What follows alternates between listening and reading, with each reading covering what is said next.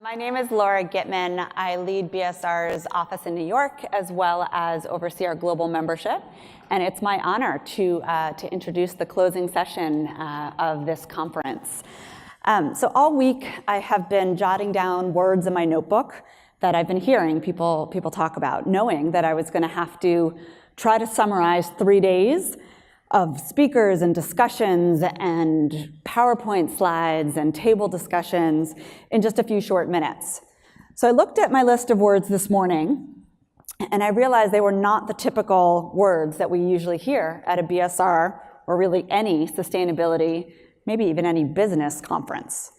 So words like revolution, anger, winning, data science, despair, and optimism. The advice to get personal. My last session had a whole conversation about dating. Advice to get uncomfortable. And even 2, not 1, but 2 animal references. So make sure we see both the gorilla and the bear. So after 25 years of sustainability and 25 years of BSR conferences, I was trying to reflect on what the fact that all those different words, what does that mean for the work that we do? And I think it means that we really are at a turning point. We are in a new era of corporate sustainability, and we've heard a lot this week about how much the external world is changing. So I thought I'd focus my final remarks on how we're all changing as a corporate sustainability community. So first, like any good, well-trained consultant, I tend to think in buckets, separating ideas or recommendations into neat categories and neat and distinct categories. But you can really just dump all of the buckets into one big river because there are no more clear distinctions across these issues.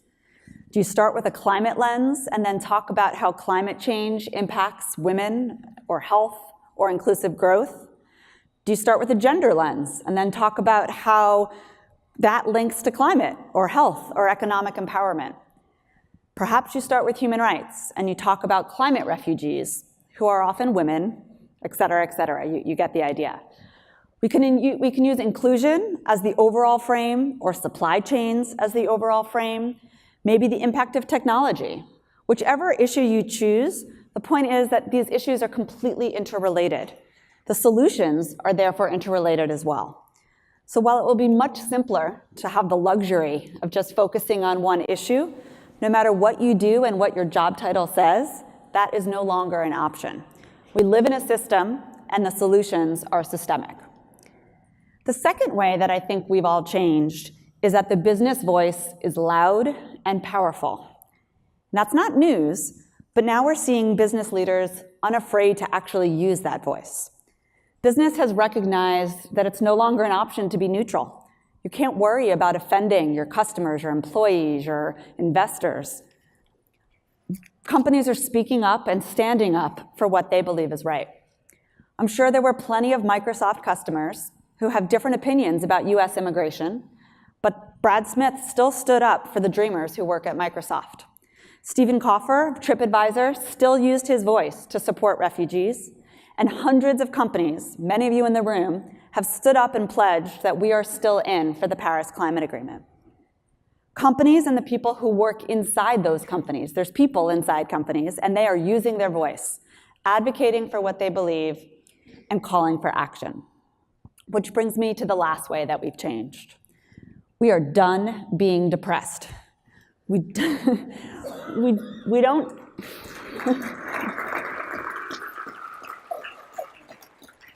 We don't really need any more inspiration. We've got plenty of it. We don't need a better business case. We don't need more time talking and trying to understand the issues. We're going to take on the hard issues, and we're going to get things done. The statistics and the images and the stories can be entirely overwhelming and often paralyzing.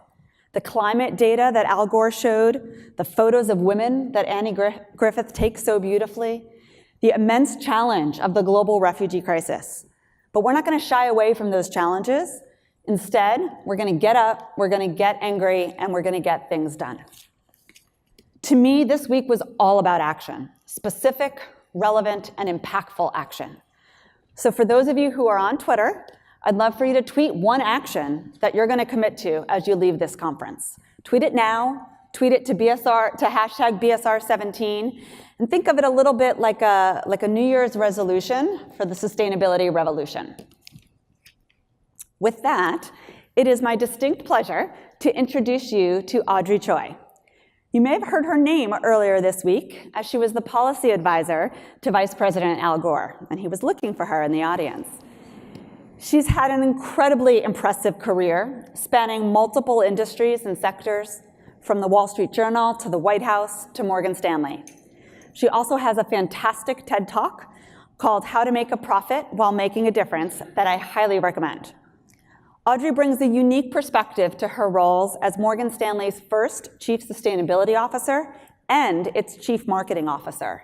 And I will say my last session had a whole conversation about how sustainability and marketing need to get together, and I think Audrey is a really fine example of where that might be going. As Chief Sustainability Officer, Audrey oversees the firm's efforts to promote global sustainability through capital markets and continues to lead the Institute for Sustainable Investing. As Chief Marketing Officer, she helps ensure that the brand reflects the firm's core values of leading with integrity and exceptional ideas across its business and around the world. Part of her leadership focuses on how business and capital can advance inclusive growth, which is economic growth that is broad-based and sustainable across participants and over time.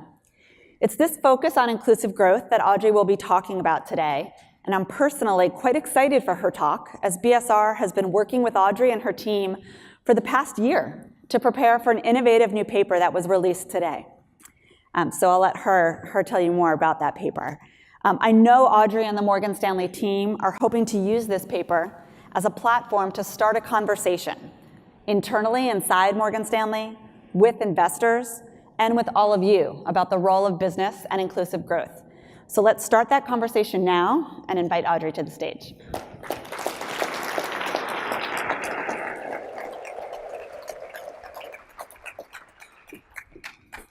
Thanks. That was a very loud kiss. Well, thank you so much, Laura, and it's so great to be here with you. And thank you, all of you, for choosing to come to a windowless conference room instead of being out there with all that beautiful sun and beach on a Thursday afternoon. And I feel like I've got not only a hard act to follow in Laura, which you just did such a great summary. Again, I'm not sure whether I should feel angry or inspired or activity-laden right now, but I know you've had an amazing couple of days here talking about really how business and market-driven models can actually be a powerful source of a force for change. And I really also want to just congratulate BSR on the 25 years. It's an amazing accomplishment, and you've been stewarding us over a quarter of a century now to have this discussion with ever more focus on action about what business can do and how business can lead. So I thought I would start off with just as a tribute to the 25 years of BSR with sort of what I remember about the year that BSR first started us down this path of having this conversation. So back in 1992, you had Bill Gates and Steve Jobs actually collaborating.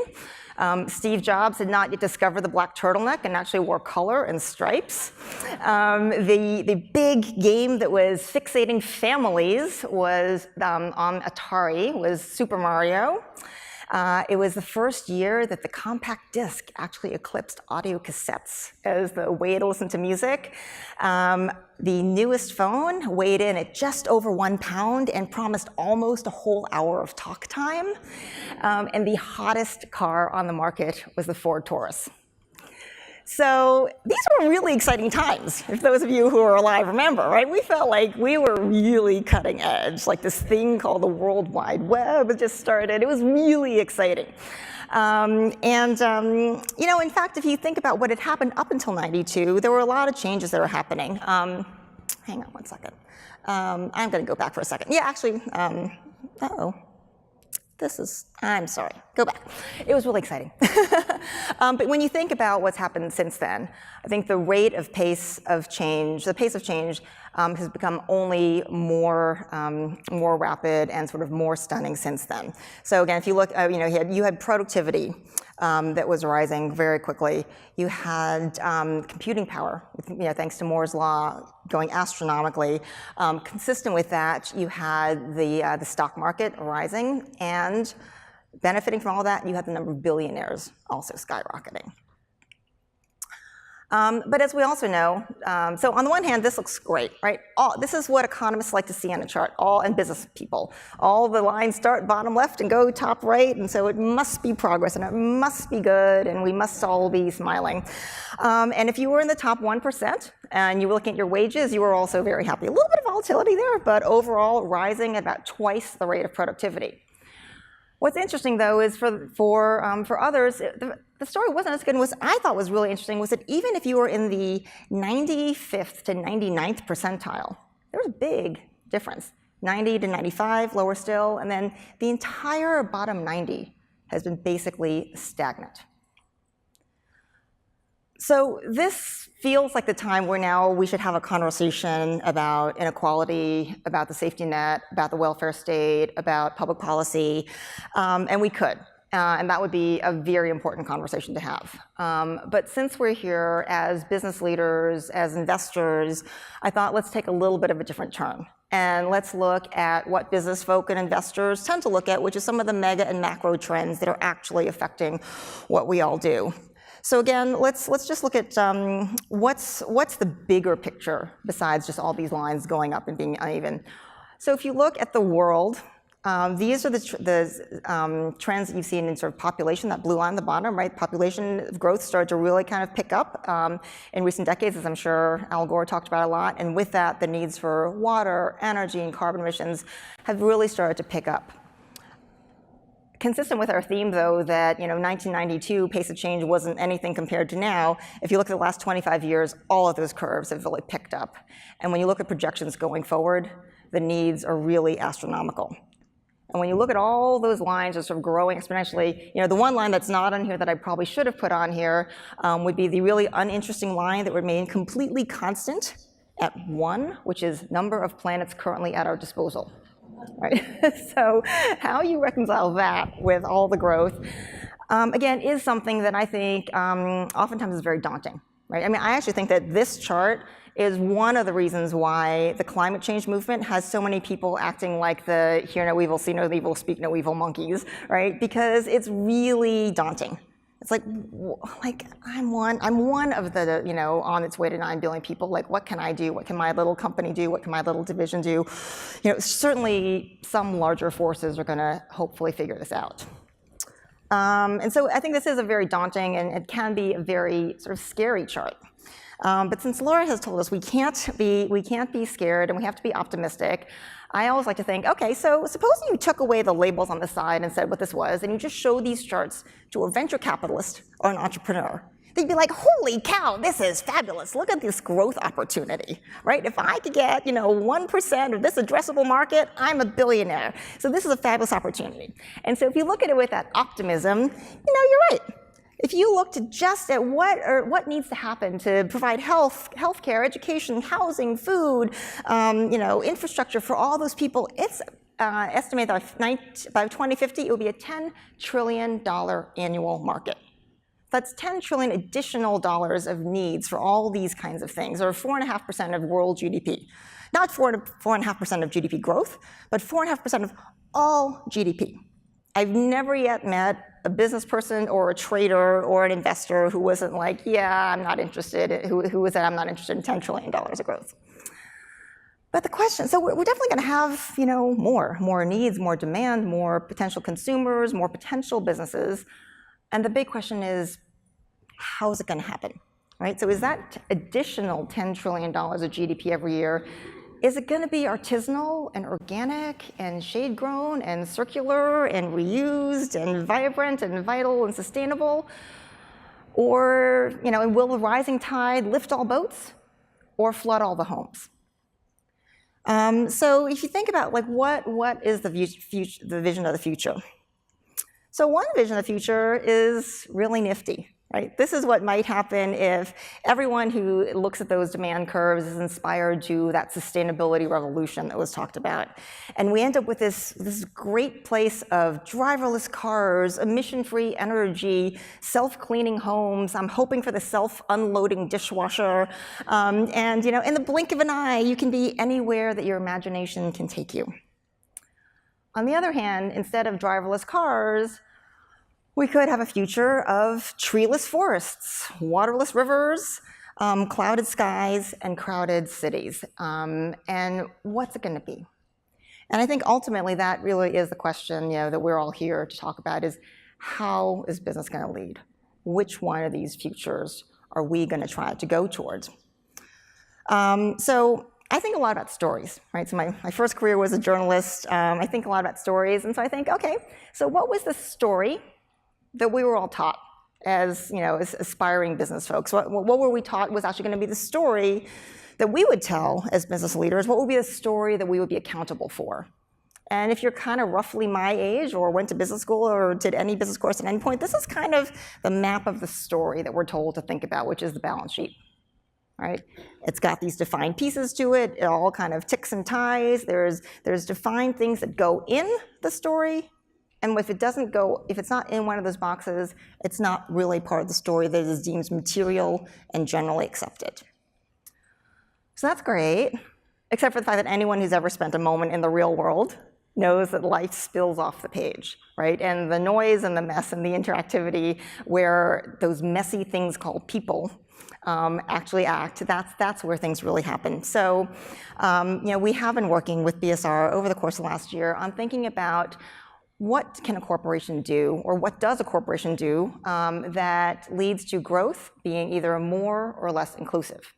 And so what we've come up with is, let's think, of course we'll always look at the balance sheet because that gives us a certain way of thinking about a certain number of things. But we really want to think about sort of the anatomy of a corporation, because we believe that corporations are 3D. And frankly, this picture doesn't begin to be complex enough, but it's trying to just map out a little bit. There's these different functions, and that it exists in context, right? And ideally, again, if I were a gifted graphical artist, I would have drawn all sorts of arrows and flows and feedback loops and everything, because that's, as you know from running a business, that's what it is. It really is integrated. And I think what's interesting about it, when you think about just how interrelated a company is with the global supply chain, with its employees, with its customers, I think the message that we should be drawing from this is that the future is not out of our hands, right? Those forces of those huge curves going up kind of astronomically is not something that we can have no effect on, because every single person in this room who sits in a corporation in any function has an effect on whether the growth that your company is seeking and achieving is inclusive or not. So let's just dive in real quickly. We broke it down as kind of four main functions. The first is HR. And I think it's obvious to everyone that the people that you hire, recruit, retain, and how you treat them is important to you as a company, your corporate reputation, and how your company does. But I think there's now really a growing body of evidence that says how inclusive you are in who you're bringing in, promoting and advancing, and having part of the decision-making process in your company is not only a good thing in and of itself to be inclusive, but that it can actually benefit your company. So Morgan Stanley Equity Research actually found that companies that are highest in gender diversity actually have a higher ROE, lower ROE volatility, and actually moderately outperform their peer stock price. A study from McKinsey showed that the highest quartile for racial and ethnic diversity companies actually were likely to have higher financial returns. And overall, we found that employees who are engaged and really committed and passionate about the work and the company that they're working for, that those companies actually have 4.3 times greater EPS. And then, in case there's anyone out here who is ever interested in hiring someone from the next generation, it's not insignificant to notice that when we polled actually millennials, they were 3 times more likely than all generations before them to want to choose their employer because of their reputation on sustainability and feeling like the mission of the employer was aligned with the things that they care about. So HR is definitely a place where your own inclusive processes can really have a benefit to you as a company, but also create that sort of that pebble in the well. In terms of operations management, we also see that, again, there was a study done by the Supply Chain Management Association's journal, and they found that when supply chains were thinking about fair sourcing, fair labor, all sorts of kind of those good things that are often termed as extra financial factors, but are really material financial factors, that operations management also had a palpable benefit, not only on the outside world in terms of really encouraging ethical and fair sourcing, but that it also had a feedback loop of a benefit on the corporation of increased revenue, higher sales growth, and improved market share. And then we come to the issue of products and services. So in products and services, I think that people assume that, look, it's great to care about inclusion, et cetera. But if we're going to maximize profits, we should, we got to kind of go where the money is. And so we're going to go where the consumers have that disposable income. And what we've seen in all of our lives, right, is that the vast majority of sales and marketing in the world is directed at the likes of us, right? So the top of the pyramid who has the most disposable income. We think that one of the things that's really interesting, though, is if you look at everything through a different lens, and you look at what's being actually ignored at the so-called bottom of the pyramid, those people who are living on less than $3 a day or less than $9 a day. Granted, that's not a lot of money. They're not going to buy a new $2,000 gizmo that does something. But unfortunately, they're pretty much spending every last cent of that every single day. And if you look at that as an aggregate, that's a $5 trillion annual market that is currently today largely ignored by sort of most of the attention of a lot of corporations. That's a huge market. But I think even more significantly is, those like 4 billion people, they're not just consumers. If they have access to the goods and the services that allow them to be more productive, more informed, more connected, that's also a huge entrepreneurial resource, a huge productive resource. And again, I think that as we think about how can corporations grow their own bottom line and how can inclusion be a part of that, we see a really strong mutually reinforcing thing there, which is if you're actually thinking about different consumers and the products, price points, and distribution that's needed to get to those consumers, you can actually have a benefit for them as well as for yourself. Finally, on firm management. Again, a lot of times people say, well, it's all well and good to think about things like inclusive growth, diversity, inclusion, being a nice guy, et cetera. But those are sort of more long-term considerations I need to worry about in 13 weeks and this quarter's earnings. And what the dramatic charts on the right there show is that when you look at the results of short-term oriented firms, that's the blue line, and look, it went up, up, up. But the yellow line that went up further and faster were the longer-term oriented firms. What's interesting, though, is that studies have shown that 70 to 90% of a corporation's value is actually determined by cash flows that are 3 or more years out. And yet, when major corporation CFOs were asked, if you're presented with an investment opportunity that will be net positive eventually, but it could cause you to miss your quarterly earnings estimate, not your estimate, but the street's estimate of what this quarter's earnings will be by 1 penny, would you make that long-term investment? 55% of CFOs said no. So we have a real challenge here where we need to kind of reset this dialogue about what is short-term earnings, what is value creation, and frankly, what is the role of corporate leadership, and where do we hold people accountable in terms of delivering the goods. So at the end of the day, we really think that it does kind of come back to this story of the whole kind of picture. And I think what we keep on hearing, and I think what we feel as messages, people might want that vision of the future where you have driverless cars.